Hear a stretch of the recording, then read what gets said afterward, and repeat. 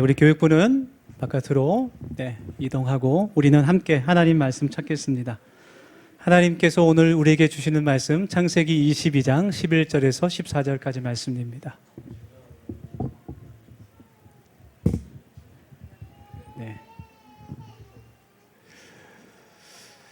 우리 청작년보다 다음 세대가 더 많은 것 같기도 하고요. 감사할 일인데 우리 빈자리를 모두 함께 가득 채울 수 있기를 소망합니다. 우리 함께 하나님 말씀 찾겠습니다. 창세기 22장 11절에서 14절까지 말씀 우리 한 절씩 교독하고 마지막 절은 함께 읽겠습니다. 제가 먼저 11절 말씀 읽겠습니다. 여호와의 사자가 하늘로부터 그를 불러 이르시되 아브라함아 아브라함아 하시는지라. 아브라함이 이르되 내가 여기 있나이다 하매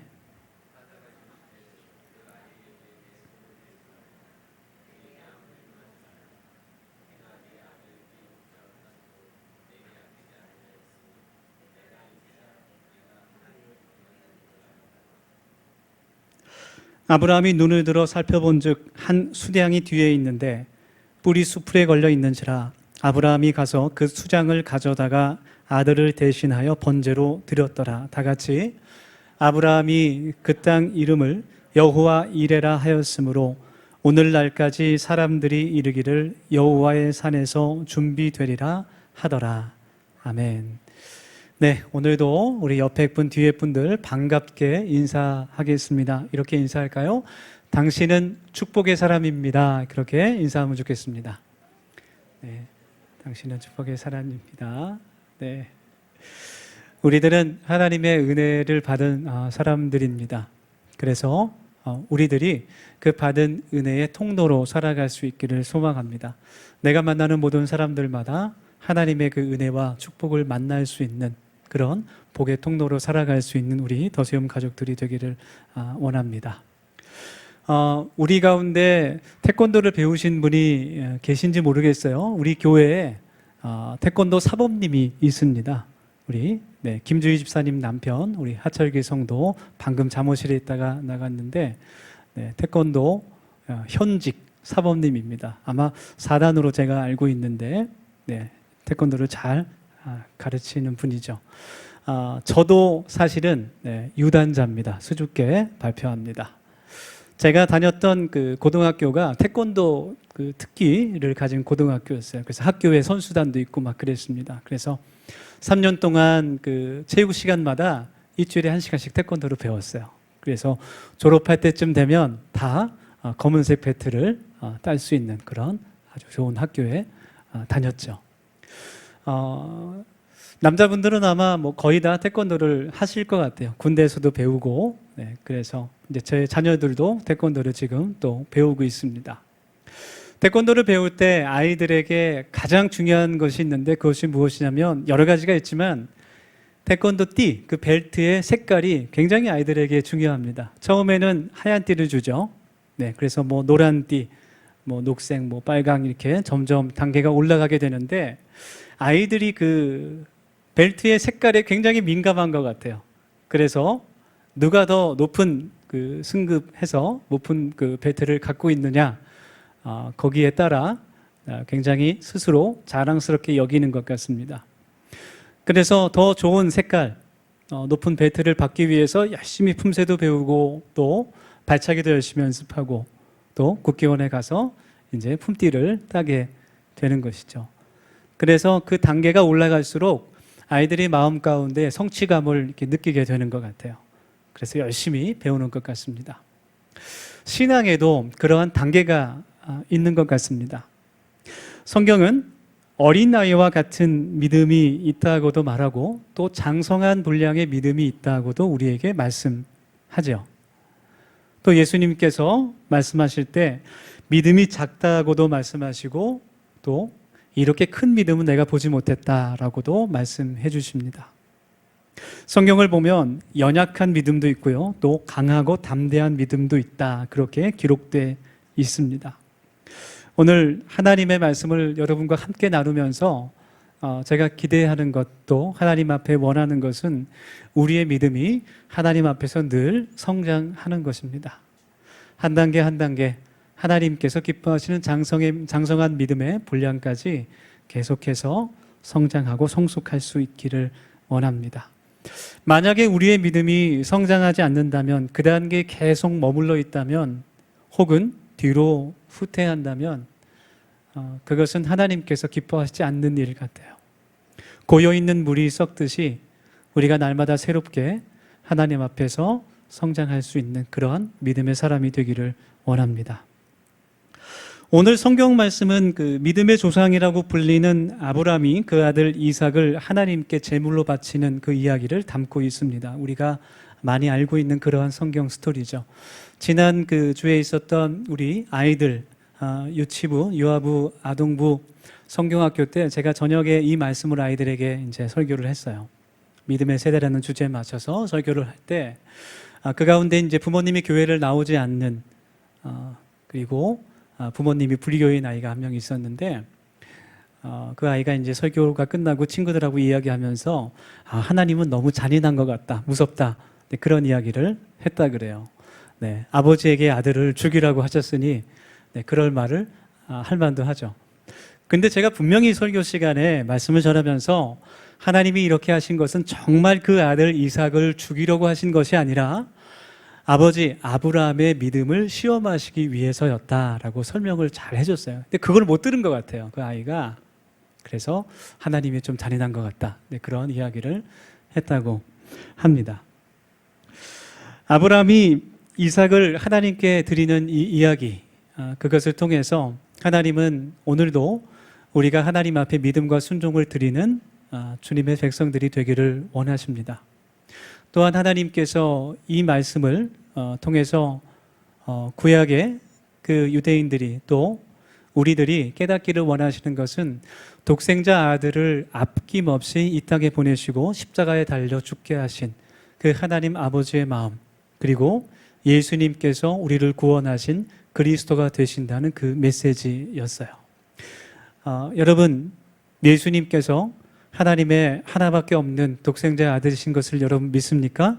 우리 이 시간 다시 한번 입으로 시인하며 함께 고백했으면 좋겠습니다. 그 예수님께서 우리를 위해 십자가에 달려 그 목숨을, 생명을 희생하신 것을 여러분 믿습니까? 아멘. 그 희생 때문에 우리가 하나님 앞에, 하나님 나라에 들어갈 수 있는 것을 여러분 믿고 고백하십니까? 아멘. 네, 그 은혜로 우리가 지금 이 자리에 있는 것입니다. 우리가 모두 함께 하나님 나라 천국에 가기를 소망합니다. 아멘. 그것이 교회 존재 이유이죠. 오늘 또 본문 말씀은 하나님께서 하나님의 말씀을 따르는 사람, 순종하는 사람에게 그 너머에 여호와 이레의 은혜를 예비하신다는 것을 우리들에게 깨닫게 하시는 그러한 말씀이기도 합니다. 하나님께서 아브라함을 부르시고 그의 믿음을 시험하시기 위해서 그의 아들 이삭을 하나님께 번제로 바치라, 그렇게 명령하세요. 여러분, 번제라는 것은 구약의 제사 가운데 5가지 제사 가운데 하나인데, 그 제물을 죽여서 그 몸에서 모든 물을 다 빼서, 모든 피를 다 뺀 후에 그 몸 안에 있는 내장을 다 걷어내고 각을 떠서 순수한 고기만을 하나님께 불태워 바치는 것이 바로 번제입니다. 그냥 죽이라는 것이 아니에요. 그런데 하나님께서 아브라함에게 내 아들 이삭을 번제로 하나님께 바치라, 그렇게 말씀하신 거예요. 여러분, 이삭이 어떤 아들입니까? 그냥 보통 아들이 아닙니다. 하나님께서 약속하신 언약의 아들이에요. 아브라함이 100세 때, 사라가 90세 때 얻은 그러한 아들이에요. 지금도 자녀가 잘 생기지 않아서 기도하는 그런 가정들이 있죠. 네, 뭐 2년, 3년, 길게는 5년, 그렇게 해서 하나님께 주신 아들도 정말 귀한데, 아브라함과 사라가 평생도록 기도했던 아들입니다. 이제 끝났다고 포기했을 때 하나님께서 전사를 통해서 약속해 주셨던 이 자녀를 통해서 너의 후손이 하늘의 별과 같이 될 것이라는 그 언약을 주셨던 그 약속의 아들이에요. 그런데 하나님께서 그 아들을 죽이라고 말씀하시는 거예요. 그 아브라함이 이 얘기를 들었을 때 그것을 처음에 어떻게 받아들였을까? 이게 정말 하나님의 음성일까? 정말 하나님께서 이것을 나에게 명령하신 것일까? 이것을 하나님께서 나에게 들려주신 게 맞을까? 굉장히 마음이 힘들고 어렵고 의심이 들었을 것 같아요. 만약 여러분 하나님께서 우리 자신에게 정말 우리가 생명보다 더 사랑하는 것을 하나님께 바치라고 말씀하신다면 우리가 어떻게 받아들일 수 있을까요? 그런 생각이 듭니다. 그런데 하나님께서는 우리들에게 자녀를 번제로 바치라는 그런 명령을 하시지 않아요. 사실 아브라함에게도 정말 그 이삭을 번제로 바치라는 것이 아니라 그의 믿음을 시험하시기 위함이었습니다. 그래서 우리가 성경을 읽을 때 또 성경을 해석할 때 우리 자신을 성경에 나와 있는 인물들과 동일하게 생각하는 경우가 있습니다. 상당히 위험한 생각이기도 해요. 왜냐하면 우리들은 이삭이 아닙니다. 우리들은 모세가 아니에요. 우리들은 아브라함이 아닙니다. 하나님께서 이 사건을 통해서 우리들에게 영적인 교훈을 주시지만 우리가 아브라함과 똑같은 사람은 아니라는 것이죠. 하나님께서 아브라함을 택하시고 그에게 아들 이삭을 주셨고 또 오늘 말씀 가운데 그에게 아들을 제물로 바치라고 명령하신 것은 하나님의 특별하신 계획과 의도가 그 안에 들어있다는 거예요. 이 사건을 통해서 아브라함에게 그리고 믿음의 후손들에게 또 우리들에게 하나님께서 주시는 메시지가 있다라는 겁니다. 그래서 이 사건은 이 아브라함이 이삭을 바친 사건은 보편적이고 일반적인 사건이 아니에요. 특별한 하나님의 계시입니다. 그래서 이 말씀을 우리가 해석할 때 잘못 혼동하면 잘못된 길로 가기가 쉽습니다. 하나님은 절대로 우리들에게 가족을 다 버리거나 부모를 버리거나 포기하거나 자녀를 버리고 혹은 전 재산을 바치고 산으로 가라고 그렇게 말씀하시지 않습니다. 이제 아브라함은 하나님의 말씀에 순종해서 그 아들 이삭을 모리아 산으로 데리고 가요. 함께 그 산으로 올라가서 하나님께 제사를 드리려고 합니다. 아브라함이 그 아들 이삭과 함께 올라갈 때 이삭이 아브라함에게 묻죠. 아버지, 하나님께 드릴 제사 드릴 나무와 불은 있는데 제물은 어디 있습니까? 평소와는 다르다는 것을 느끼게 된 것이에요. 아버지, 좀 이상해요. 제물이 없습니다. 나무와 불은 있는데 하나님께 드릴 제물이 없습니다. 그 이야기를 들은 아브라함이 마음이 어땠을까? 너무 아프지 않았을까요? 아브라함이 그렇게 대답하죠. 하나님께서 준비하실 것이다. 하나님께서 예비하실 것이다. 이미 하나님께서 아브라함의 입을 통해서 여호와 이레의 은혜를 준비하고 계시는 겁니다. 히브리서 11장 말씀을 보니까 이 당시 아브라함의 마음이 어땠는지 좀 엿볼 수 있는 힌트가 있어요. 히브리서 11장의 말씀을 보니까 아브라함이 이때 하나님 앞에서 갖고 있는 생각은 아들 이삭이 죽을지라도 능히 하나님께서 다시 살리실 것이다 라는 그런 믿음을 갖고 있었다. 그렇게 히브리서가 증언하고 있습니다. 그것은 하나님께서 예수님을 다시 살리시는 그 부활의 능력을 갖고 계시다는 것을 예언하는 말씀이죠. 이제 산 위로 올라가서 제단을 쌓고 제물을 태울 나무를 준비하고 아브라함이 이삭을 제단 위에 묶어서 그를 죽일 준비를 합니다. 제가 그 안산에 있을 때 교육 전도사로 사역할 때 초등부 아이들에게 같은 본문의 말씀을 설교한 적이 있어요. 그래서 어떻게 하면 아이들에게 이 말씀을 아브라함이 이삭을 제물로 바치는 말씀을 더 효과적으로 잘 전달할 수 있을까 고민하다가 짧은 드라마를 해야겠다 생각해서 초등부 아이들 가운데 똑똑한 아이들 2명을 미리 불렀습니다. 1시간 전에 미리 불러서 오늘 전도사님이 이거를 설교할 테니까 너희들이 한 5분 동안 드라마를 해야 된다. 그래서 연습을 시켰어요. 간단한 의상을 준비하고 한 명은 아브람, 한 명은 누워있는 이삭, 종이로 칼을 만들어서 찌르는 순간 이제 제가 아브라함아 이렇게 멋있게 딱 이 얘기하기로 했어요. 그래서 이제 예배 시작했습니다. 설교 시간이 됐어요. 그래서 소개를 하고 오늘은 짧은 연극을 먼저 보겠습니다. 한 다음에 아이들 2명이 딱 나왔어요. 잘 진행되고 있는데 칼을 든 아이가 중간에 웃음이 터진 거예요. 그래서 웃음을 막 멈추지 못하고 이렇게 웃으면서 찌르려고 하니까 밑에 누워있던 이삭을 맡은 아이가 도망가 버렸어요. 무섭다고. 그래서 엉망진창이 된 기억이 이 본문 설교할 때마다 떠오릅니다. 예, 원래는 제가 멋있게 딱 찌르려고 하는 순간 아브라함아, 아브라함아 이렇게 베이스음으로 딱 해야 되는데 막 도망가 버렸어요. 웃고. 아브라함이 그의 아들 이삭을 찌르려고 할 때 하나님께서 말씀하십니다. 아브라함을 2번이나 부르시고 그리고 반복해서 그 아이에게 아무 일도 하지 말아라. 하나님께서 명령하십니다. 그리고 하나님께서 미리 준비하신 제물을 아브라함에게 보여주시죠. 저 뒤에 수풀에 수량이 묶여 있는 것을, 수량이 꼼짝 못하는 것을 그가 보게 되고 그것으로 하나님께 번제 제사를 드리게 됩니다. 그리고 나서 그 땅을 여호와 이레, 하나님께서 예배하신다, 하나님께서 준비하신다라는 그런 이름을 붙이게 됩니다. 우리 옆에 분에게 굉장히 다정하게 한번 이야기해 볼까요? 이렇게 한번 고백해 보겠습니다. 여호와 이레, 하나님께서 준비하십니다. 그렇게 한번 선포해 보겠습니다.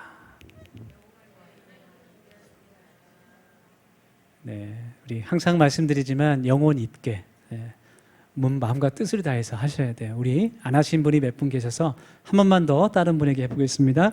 여호와 이레, 하나님께서 준비하십니다. 네, 여호와 이레, 하나님께서 준비하십니다. 좋습니다. 아브라함은 하나님께서 준비하신 이 말씀, 그 뜻에 순종함으로 그의 믿음이 한 단계 더 성장하게 됐습니다. 하나님께서는 아브라함의 믿음을 보시고 그의 순종을 보시고 그의 믿음을 확인하셨습니다. 우리가 오늘 이 말씀을 통해서 깨달아 알 수 있는 것은 굉장히 중요한 사실인데요. 우리 기독교의 믿음은 단지 우리의 머리와 이성과 사상에 머물러 있지 않다라는 거예요. 우리의 믿음은 순종을 통해서 우리의 삶에서 실현되어야 한다라는 겁니다. 그것이 하나님께서 기뻐하시는 믿음의 사람이에요. 그것이 하나님께서 기뻐하시는 믿음의 모습입니다. 행함이 함께하는 믿음, 그 믿음으로 우리가 구원받을 수 있게 됩니다. 그래서 야고보서 2장 17절 말씀에는 행함이 없는 믿음이 죽은 것이라고 설명하고 있어요. 그리고 야고보는 이 말씀 뒤에 이어서 오늘 창세기 22장에 있는 말씀을 그가 언급하게 됩니다. 그가 행함이 없는 믿음은 죽은 것이라는 것을 설명하면서 아브라함이 이 사건을 언급하는 거예요. 우리 조상 아브라함이 그 아들 이삭을 제단에 바칠 때에 행함으로 의롭다 하심을 받은 것이 아니냐, 이 본문 말씀을 증거합니다. 아브라함의 믿음은요, 그 아들 이삭을 제물로 바치는 그 순종의 행위를 통해서 하나님께 인정받게 된 거예요. 여러분, 하나님께서는 아브라함의 마음을 아시는 분입니다. 아브라함의 모든 과거와 현재와 미래를 다 아시는 분이에요. 하나님께서는 이미 아브라함의 마음 가운데 그 아들 이삭을 아끼지 않고 하나님께 드릴 수 있는 믿음이 있다는 것을 이미 알고 계셨어요. 그러나 하나님께서 아브라함의 믿음을 인정하신 것은 그가 칼로 이삭을 찌르려고 하는 그 순간입니다. 그때까지 하나님께서 기다리시는 거예요. 그리고 그 순종의 행위를 보시고 그의 믿음을 인정하시고 그를 의롭다 말씀해 주십니다. 그것이 하나님이십니다. 하나님께서 우리의 모든 마음을 알고 계세요. 우리의 모든 과거와 현재와 미래를 하나님께서는 아십니다. 사람은 알 수 없지만, 우리도 알 수 없지만 하나님을 알고 계세요. 하나님은 우리의 믿음도 보고 계십니다. 그러나 우리의 믿음이 순종을 통해서 하나님 앞에 행위로 나타날 때, 그때 하나님께서 우리의 믿음을 인정하신다는 겁니다. 그래서 우리의 믿음은 순종을 통해서 성장하게 되는 겁니다. 그리고 그 순종을 통해서 여호와 이레의 은혜가 우리에게 경험되어지는 겁니다. 우리 사랑하는 더세움교회 모든 우리 청년들, 또 성도 여러분, 하나님의 말씀에 순종하는, 행동하는 믿음을 소유하실 수 있기를 주님의 이름으로 축원합니다. 처음에는 우리의 신앙과 믿음이 약할 수밖에 없죠. 네. 처음으로 이제 예수님을 믿는 분, 하나님의 말씀을 듣는 분 가운데 정말 처음부터 아주 강하고 굳은 믿음을 가진 사람은 아마 존재하지 않을 것 같아요. 처음에는 우리가 마치 아기가 그 발걸음을 연습하는 것처럼 아주 연약하고 어린 믿음일 겁니다. 성경을 읽어보면 성경에 나온 많은 인물들이 정말 세상에 감당할 수 없는 그런 큰 믿음과 그런 힘을, 능력을 갖고 있는 사람처럼 생각되는 경우가 많아요. 그런데 자세히 성경 말씀을 묵상하고 읽어보면 그 사람들이 처음부터 그렇게 믿음이 좋았던 사람들이 아니었다는 것을 우리가 알게 됩니다. 우리와 똑같은 사람이었다는 것을 깨닫게 돼요. 부족하고 실수투성이고 때로는 하나님을 의심하기도 하고 연약해서 넘어지기도 하고 비겁하고 두려워하고 약한 사람들, 허물이 많은 사람들인 것을 우리가 보게 됩니다. 그러나 오직 하나님의 은혜로 그 사람들의 믿음이 한 단계 한 단계 성장하는 것을 볼 수 있어요. 여러분, 우리도 하나님 앞에서 성장할 수 있기를 원합니다. 시간이 지나면 어린아이들의 키와 몸무게, 마음이 자라듯이 우리의 믿음도 자라나야 됩니다. 그리고 우리의 믿음이 자라기 위해서는 오늘 성경 말씀처럼 우리에게 순종이 있어야 한다는 거예요. 여러분, 로마서의 말씀이 우리한테 증거하는 것은 우리의 믿음이 우리의 결단과 의지로 되지 않는다는 것을 증거해요. 만약 우리가 우리 마음으로 나는 믿을 거야, 믿어야만 해, 내가 믿고 말겠어, 그렇게 해서 우리의 믿음이 자라나지 않는다는 겁니다. 로마서 3장 10절 말씀처럼 우리의 믿음은 예수 그리스도의 말씀을 들을 때 생겨나게 되고, 그리고 우리가 하나님의 말씀을 그대로 따르며 순종하게 될 때 우리의 믿음이 자라나게 된다라는 거예요. 그것이 성경적인 원리입니다. 그래서 믿음이 강하고 큰 사람만이 하나님 앞에 순종할 수 있는 것이 아니라 거꾸로 믿음이 연약할지라도 하나님의 말씀에 그대로 순종하는 사람의 믿음이 성장하게 되는 거예요. 다시 한번 말씀드릴게요. 믿음이 강하고 담대한 사람이 순종할 수 있는 것이 아니라 순종하는 사람의 믿음이 크고 강하게 되는 겁니다. 그것이 성경의 원리예요. 구약 성경에 나오는 그 나아만 장군, 열왕기하 5장에 나오는 나아만 장군은 이방 나라 사람이었습니다. 하나님을 알지도 못하고 하나님의 말씀도 전혀 모르는 사람이었어요. 그는 아람 나라에서 왕과 독대할 만큼 왕에게 인정받는 훌륭한 장수였지만 모든 것이 부족함 없는 사람이었지만 단 한 가지 그에게는 나병이 있었습니다.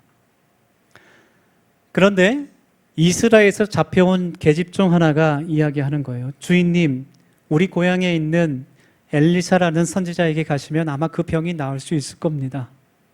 나아만 장군이 그것을 믿었을까요? 믿지 않았을 거예요. 자신의 집에 있는 계집종, 보잘것없는, 언제 없어져도 알 수 없는, 존재가 없는 그 계집종의 말을 나아만 장군이 신뢰하기는 어려웠을 겁니다. 아마 그 부인과 신하들이 좀 격려했을지 몰라요. 나아만 장군, 믿져야 본전이란 말도 있지 않습니까? 한번 찾아가 보시면 어떻겠습니까?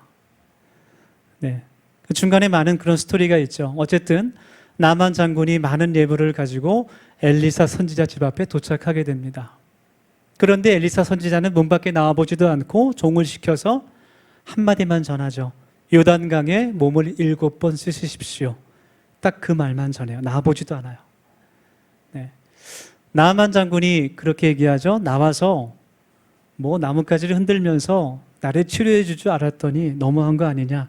그러니까 그동안 많은 치료를 받았다는 거예요. 나아만은. 네. 수많은 노력을 했다는 거죠. 낫기 위해서.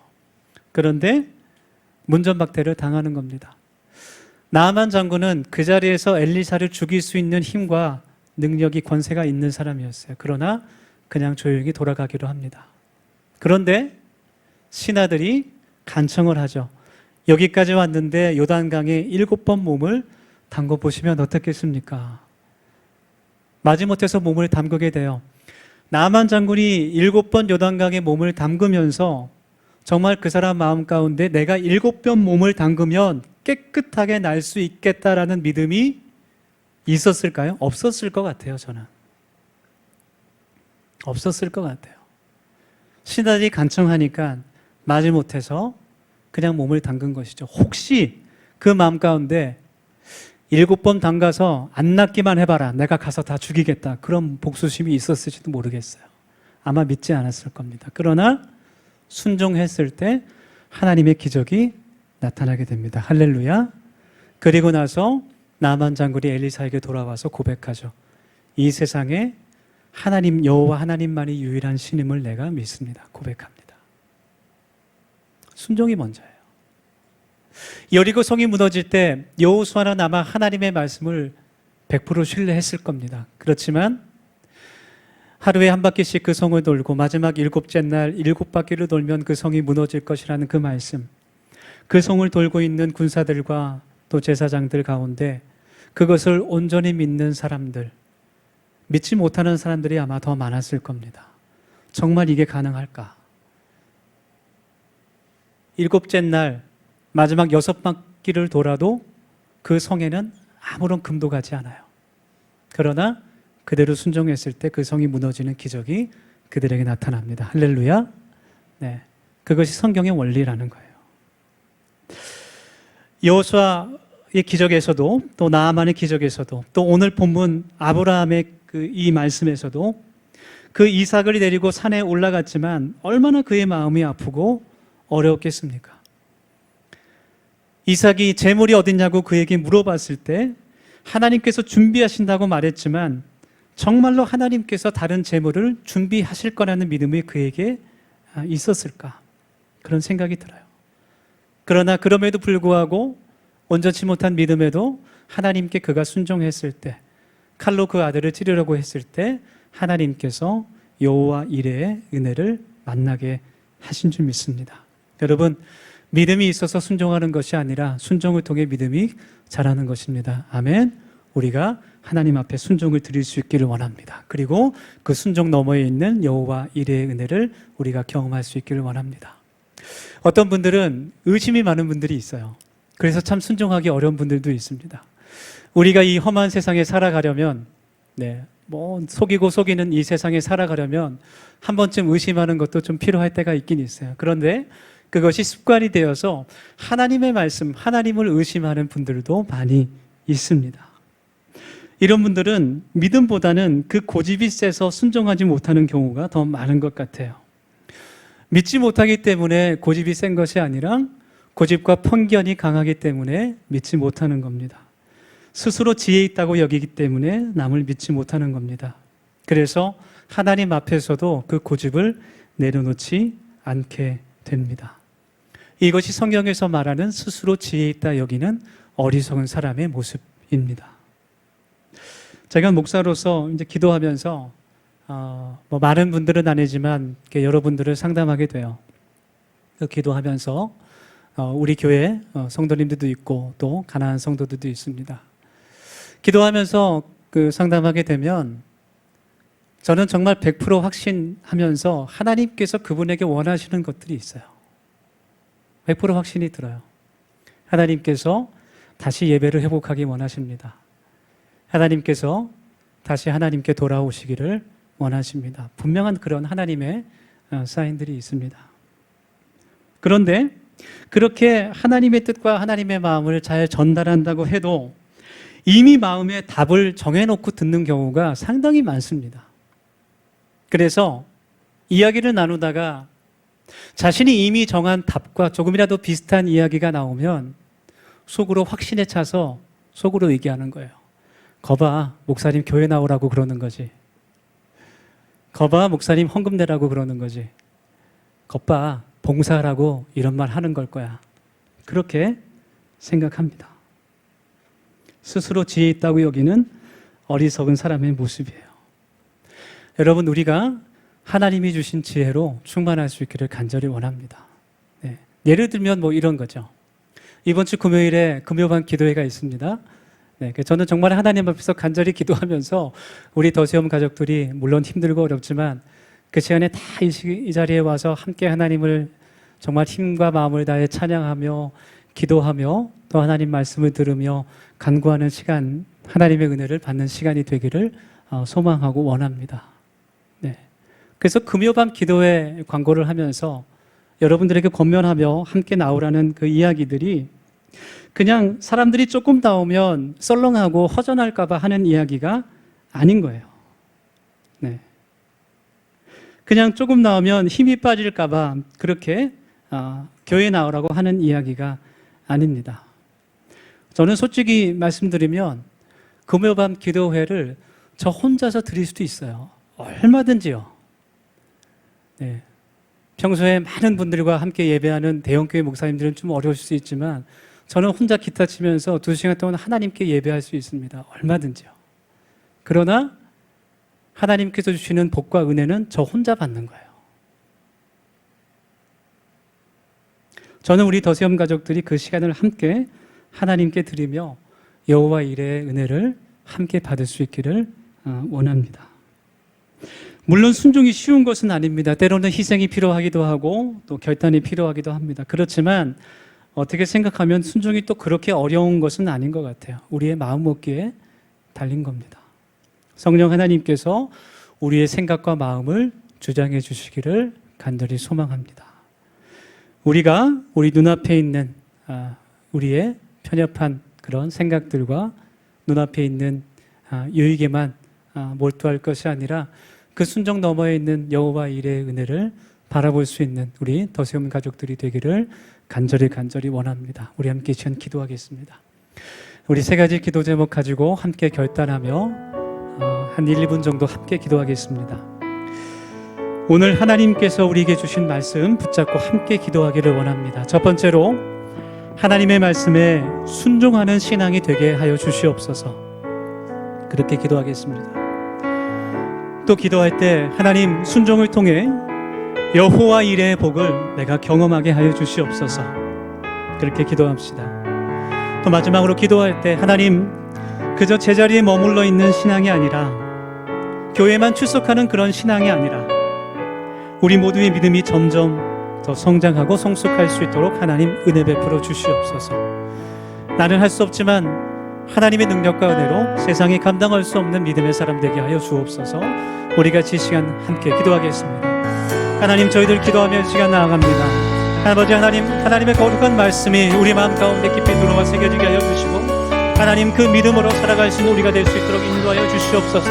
하나님의 말씀에 순종할 수 있는 믿음 안에 신앙을 의대로 허락하여 주셔서 순종을 통하여서 하나님의 말씀을 그대로 믿고 따르는 그 신앙을 통하여서 우리의 믿음이 하나님 앞에 상달되게 하시고 하나님 앞에 인정받을 수 있는 믿음의 자녀들이 될 수 있도록 하나님 은혜 부르시를 간절히 소망합니다.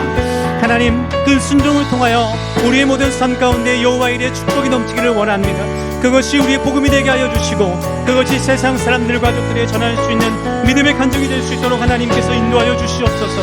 아버지 하나님 우리가 더욱더 한 단계 한 단계 성장할 수 있는 믿음과 신앙이 되기를 원하오니 하나님 제자리에 머물리지 않게 하여 주시옵시고 내 삶 가운데 하나님께서 말씀하신 그 순종의 삶을 따라 하나님 곁담에 나아갈 수 있는 주의 자녀들 될 수 있도록 인도하여 주셔서 하나님께서 우리의 삶 가운데 예비하시고 준비하시는 그 여호와 일의 은혜를 저희들이 찾을 수 있도록 하나님 그것을 맛보고 전할 수 있는 사람이 될 수 있도록 하나님께서 베풀어 주시옵소서.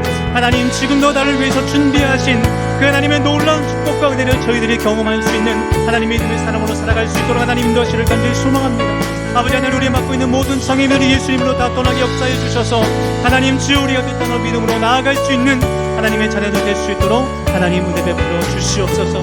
모든 것을 하나님 앞에 선을 이루시고 또 우리의 삶을 인도하시는 그 하나님을 믿고 살아가는 우리가 되게 주님 도와 주시옵소서. 감사합니다. 주님의 이름을 찬양합니다. 예수님 이름으로. 하나님 순종 너머에 있는 여호와 일의 은혜를 볼 수 있는 우리의 영적인 눈이 될 수 있도록 하나님 도와주시고 그 은혜가 우리의 간증과 또 우리가 전하는 복음 되게 하여 주옵소서. 예수님 이름으로 기도드립니다. 아멘.